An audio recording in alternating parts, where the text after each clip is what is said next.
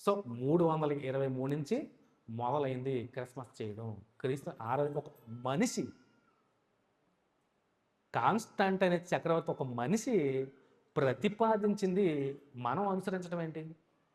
రాజు ఇచ్చిన ఆజ్ఞని, రాజు ప్రతిమకి ఎప్పుడైతే బాకా, పిలంగోవి, సితార వాయిస్, ఆ సంగీతం వినపడుతుందో ప్రతి ఒక్కరూ లేచి రాజుకు నెబుకద్నెజరు విగ్రహానికే సాగిలు పడి మొక్కాలి. లేకపోతే రాజు వింటే శిక్షకి పాత్రులు అవుతారన్నప్పుడు అందరూ మోకరించి, సాష్టాంగపడి మోకరించి దేవుని ప్రతిమకి మొక్కారు.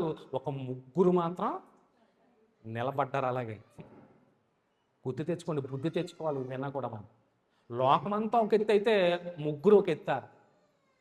అయ్యి బాబు అందరూ మనం సాధారణంగా దేనికన్నా ముందుకెళ్ళినప్పుడు వెనక్కి చూసుకుంటే ఏమన్నా వస్తున్నారని, ఎందుకని అలా రాకపోతే అమ్మ మన తప్పేమో అని.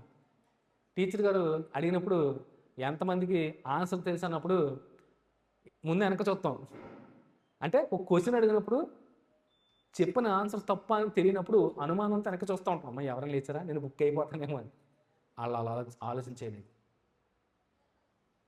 వినపడ్డాయి తంబుర, సితార, పిలంగ్రోవి, బాక, నాదం వినపడగానే అందరూ రాజు చిరంజీవి అవుగాకనని అందరూ మోకరించి తవలు దించుకుని రాజు ప్రతిమకు మొక్కేశారు. ఈరోజు క్రైస్తవ విశ్వాసాలు గుడ్డేది చేయలేకున్నట్టు మొక్కేస్తున్నారు చూసారా? క్రిస్మస్ని ఆచరించుకుని మనం పండగలు చేసుకున్నాం చూసారా? సేమ్ యాస్టిస్. కానీ ముగ్గురు మాత్రం విశ్వాసంలో నిలబడిపోయారు. శద్రకు, మేషకు, అబేద్నెగోలు. అద్భుతం అసలు. అందరూ రాజుగారికి మొక్కేశారు. అయ్యో మనం కూడా మొక్కితే పని అయిపోద్ది అనుకోలే. బలంగా నిలబడ్డారు. ఏం జరిగినా కానీ దేవుడిచ్చిన ఆజ్ఞను మేము మేరకూడదు. ధర్మశాస్త్రంలో ఆకాశం అందైనా కానీ, భూమి కింద అయినా కానీ, ఎక్కడైనా కానీ మీరు ఏ విగ్రహాన్ని మీరు దేన్ని పూజించకూడదు, మొక్కకూడదు, సాగిలి పడకూడదు అని చెప్పారు.